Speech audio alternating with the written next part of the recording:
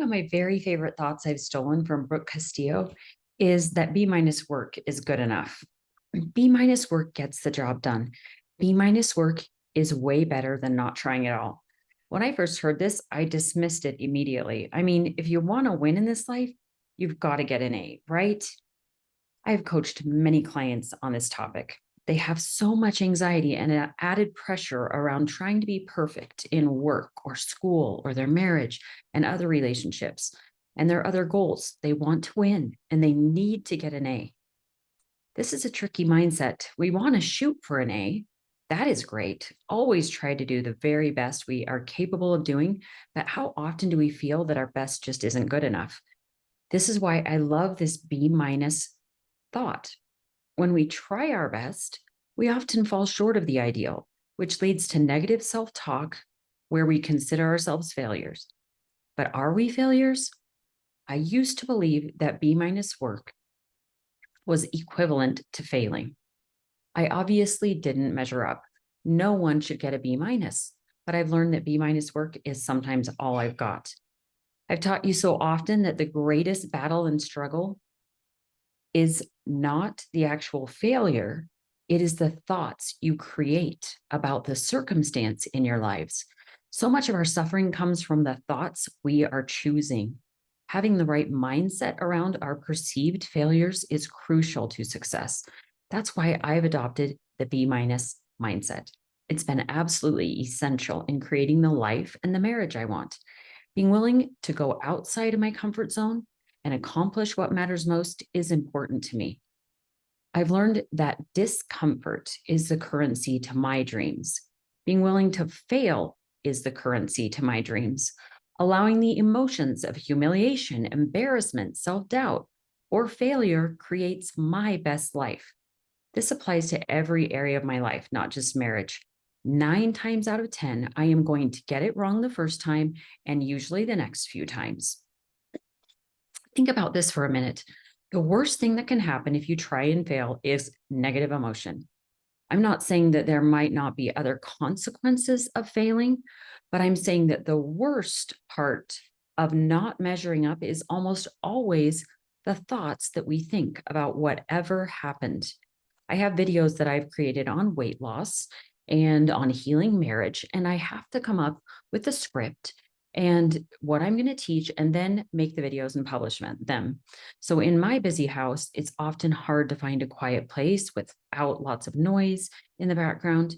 And if my family's home, I let everyone know I need them to take it down a notch while I'm recording. One day I had all sorts of struggles making a video. I kept getting interrupted, and then the PowerPoint wouldn't work, and then the doorbell rang, and everything just kept going wrong that could go wrong. Recording took me way longer than I expected. I finally got it right. The house was quiet. I felt really good about it until the very end when I realized that my dog was snoring really loud in the background. Ugh. This was a time when I went with B minus work. I just couldn't record this video one more time. I didn't have the time or energy, and I was just done. By this point, the dog snoring in the background for my video was as good as it was going to get. I had to get on with my day. I could have decided to just throw the video in the trash, or I could settle for B minus, and I settled for B minus. Here's another example. In high school, my senior year, I got nominated and put on a ballot for my senior ball royalty. I didn't know how my name got on the ballot and I didn't want to be nominated. The problem was that I didn't get asked to senior ball and therefore I didn't have a date. Nowadays, many kids just go with a group of friends. And back then, when I went to high school, no one went to prom without an official date. So my school had an assembly to kick off the week of senior ball, and I was in this assembly. I don't know if any of you have seen the movie Monty Python and the Holy Grail. It was a popular movie at this time, a comedy. It's funny. So I got to play the part of the horse in this reenactment of the movie. And as the horse, my job was to walk behind the knight in shining armor and click two coconut halves together to create the sound of horse hooves. I was super excited about this role. I wore a big black trash bag, which I had ripped some holes for my head and arms, and I clicked my coconuts. It was great. After my amazing performance as a horse, I ran backstage to get on my dress. It was time to go out on stage with the 9 other girls in prom dresses to have them announce the senior ball royalty. As I looked around, I noticed to my dismay that all the other 9 girls had long dresses on and they all looked beautiful. Several had their moms there helping them with their makeup and their hair. I quickly grabbed my dress out of a bag on the floor. I didn't have a long dress. I didn't even know it was a formal dance. I had a short dress because I was just using a old dress from a different dance. I hadn't even considered the length of the dress because I wasn't going. Then I felt around the bag for my shoes and I pulled them out. Into my horror, I had one high heeled shoe and one flat white shoe. In my rush to get to school really early to practice for the assembly, I had grabbed mismatched shoes. The announcer started to call our names to go out on stage. I told the 9 girls to tell the announcer that I was still changing and to call everyone else out first.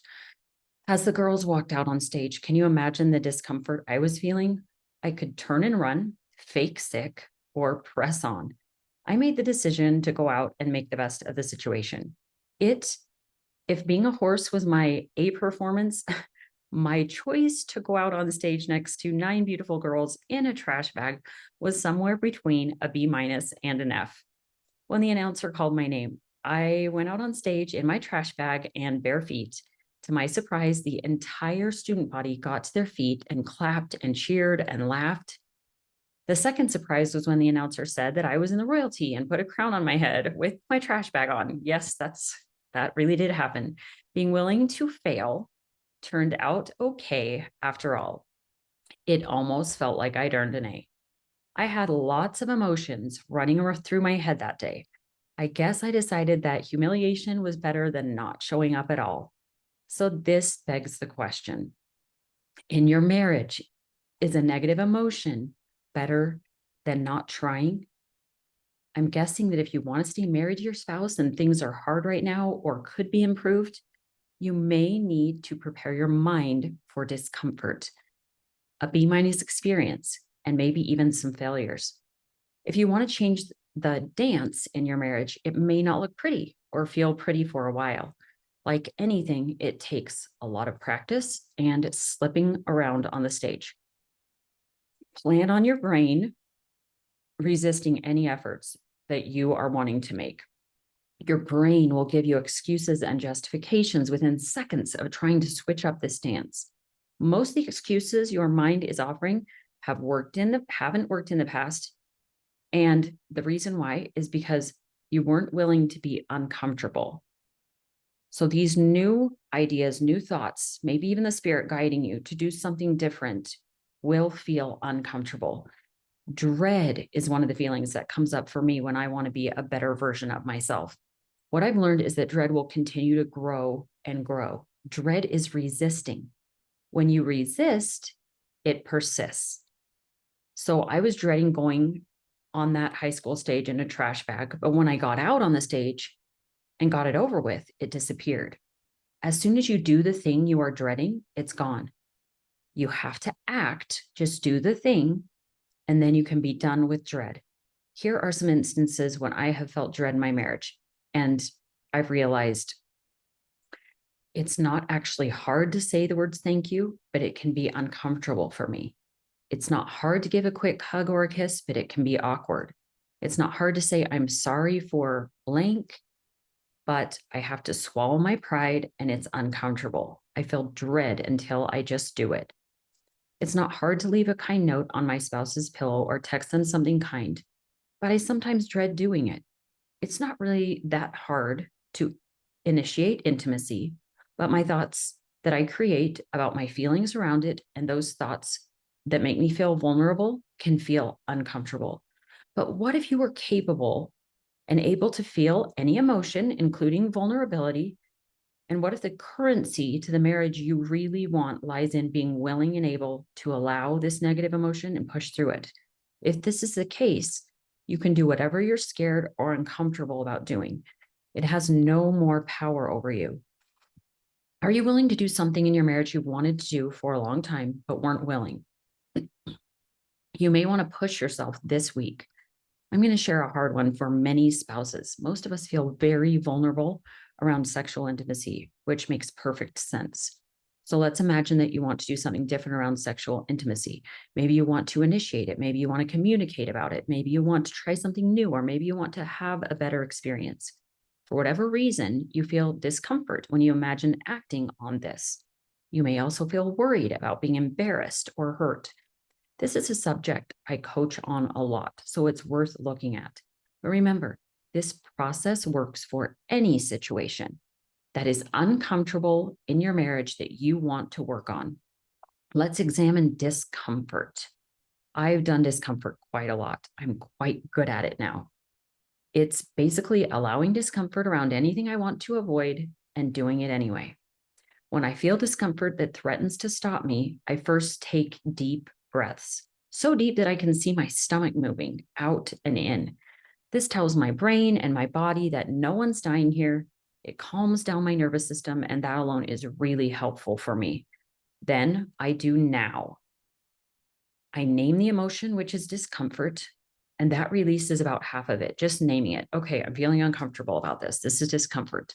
And I become the watcher of my emotion instead of being part of me that I have no control over. Then I say to myself, this is discomfort. I reassure myself that I've done discomfort before and I can do it again. It's not fun. In fact, it's really not fun, but it's not ever as bad as my brain tells me it will be. I can handle it. Then I observe it in my body. I look inside my body and see where it is and what I'm feeling. I notice my jaw, it's feeling tight. I notice my stomach has a dull pulsing. My neck feels tense through my shoulders. My teeth are clenched. It's dark blue color. This is discomfort for me. It will feel different for you. And you just have to figure out what each emotion feels like in your body. Try to get as specific as you can. As I observe discomfort, I become aware of what it is doing. I start to relax. I notice that it's nothing I can't cope with. And then I watch, and that's the W, and I just wait for it to dissipate. This is the process for any emotion that you may deal with in your marriage. It is simple enough that I teach children to do it. I tell them to imagine an alien or a Martian from another planet that doesn't feel emotion or understand coming down to Earth and asking them to explain an emotion. Anger is a strong emotion and usually an easy one to identify for children. So one child might say, it's bright red in my chest and it feels like a volcano that's spewing hot lava inside of me and it moves up my throat so that I have to have a hard time even breathing. And the Martian would then say, okay, and what else? Where's the blood, the gore, the awfulness of this horrible thing that's happening? The Martian wouldn't get why allowing an emotion is such a huge problem. It just feels uncomfortable. That is when the child starts to realize that allowing a negative emotion doesn't feel great, but it's far better than not allowing their anger. When they don't just allow anger inside of them, they behave in ways that they regret, and they have consequences that are way worse than processing that anger. So apply this principle in your marriage or with any other person who's difficult for you. This will help you to show up the way you want to, no matter what they do. When your spouse says or does that thing that makes you irritated, just do irritation right then and there. No one has to know. Take deep breaths, name it, observe it, and watch it. It will eventually go away. It may come back like a wave. You'll think you're done and it hits you again. Just do irritation again. Oh, here it is. Let's do it again. It will become easier and easier to manage the more you do it. Most coaches are able to allow emotions they've practiced in 5 minutes or less. It's like any skill set, and it becomes easier and easier the more you do it. So be onto your brain and onto your emotions.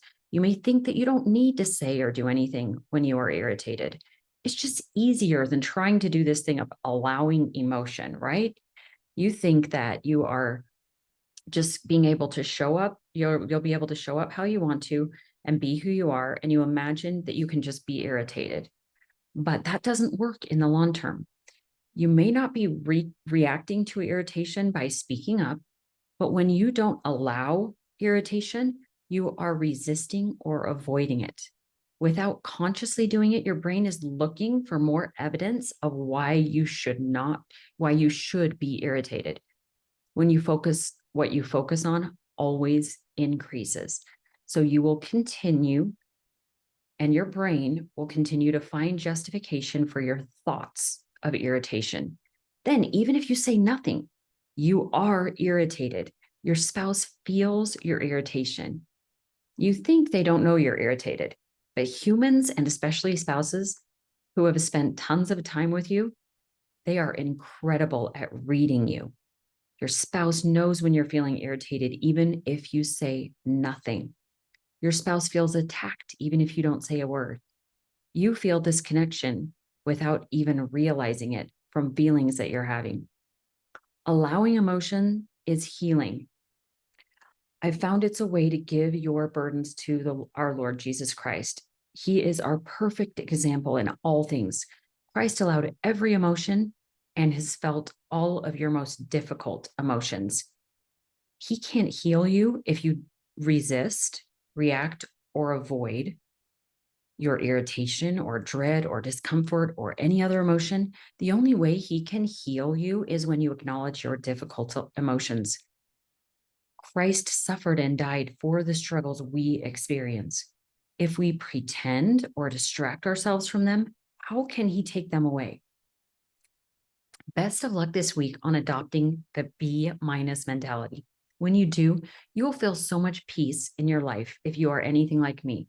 And you'll also be willing to have the courage to try things you were never able to do before because you know you can handle it.